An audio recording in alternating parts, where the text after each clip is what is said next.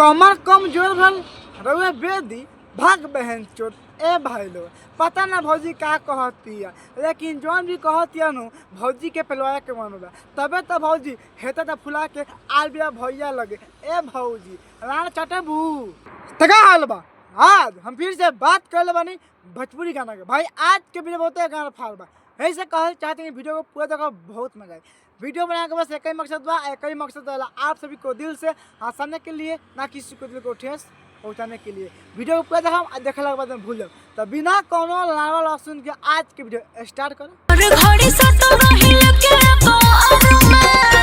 अच्छा हर घड़ी सटल रही लेके अकबार में ए भौजी शुक्र मनाओ कि ता भत्ता ऐसा मिलल बा कि हर घड़ी लेके अखबार में सुतता। कितना कोनो भत्ता नु कसम से कहत नहीं, आना पेलबे करेला, आना चटबे करेला, आना झाटे छीलेला। और ऐसा स्थिति तार हो जाए नु कसम से कहत नहीं तार जवानी पानी छोड़ी और कुछ ना हो। वाह रे भौजी भौसरी वाली वाह, बहुत अच्छा मारे लमाजा ब्याह के राजा, क्या बात है। ऐसे से भौजी का ना हम रंडी नहीं अच्छी बोलते हैं, इसलिए बोलते हैं कि भौजी खुद बोल रही है कि ब्याह करके माजा राजा अब मारे ला माजा। तो बहुत खुशी के बात तो भौजी की जनता भत्तार बानू तो पटा के पेलाता, कितना भत्ता तो चाट के छोड़ देला। अच्छा ठोकेला खाली किल्ली, बहुत अच्छा भौजी भौसी डोली, बहुत अच्छा। हम तहा से बोल चाहता नहीं आई लव यू, तहा से बोल रहे आई लव यू टू, और तहरा का पेरल चाहता नहीं गाड़ी और बाड़ी में तार बहिन चोद ठोकेला किली ए भौजी। ये हमें साफ से बताओ लाड़ चाटे लू कि चटावेला? बारे तारा बहनी के गाड़ी में गधा के लंड पे लो, वाह बहुत अच्छा।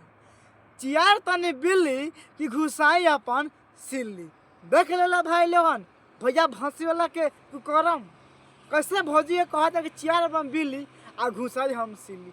अरे भैया ऐसे निमन कहा ना कह दिल ए छौरी अपन गाँव चियार की लान घुसाई, ई सुन के अच्छा लगी तार बहिन चोद भाग भौसरी वाला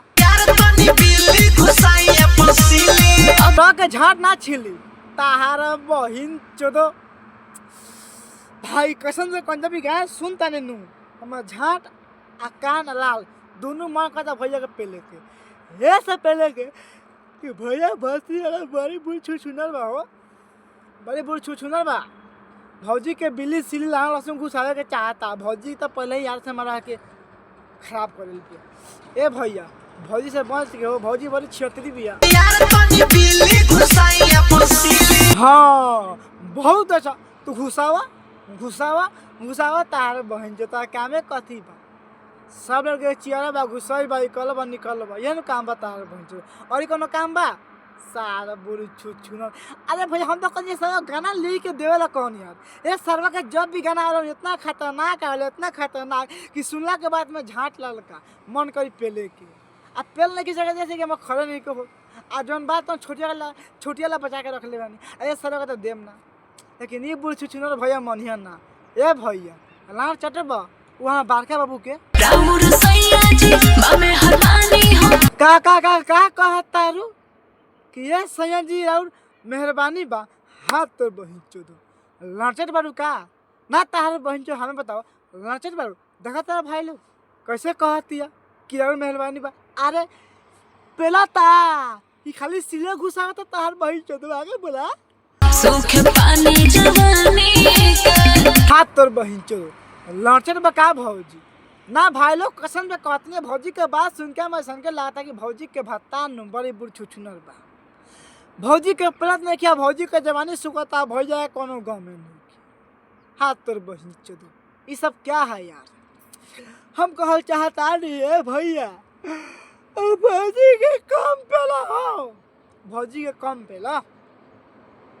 अरे भौजी पेलते क्या हम सर भाई हटाओ जब तो ऐसा नहीं के हो तो बोला हमरा के हम पटा के पेलम, हम तारा बहिन से शादी हम करम, हम तारा मांग में बहिन के हम भरम, हम तारा बहन क्या समझता है तू भाग भौंसी वाला।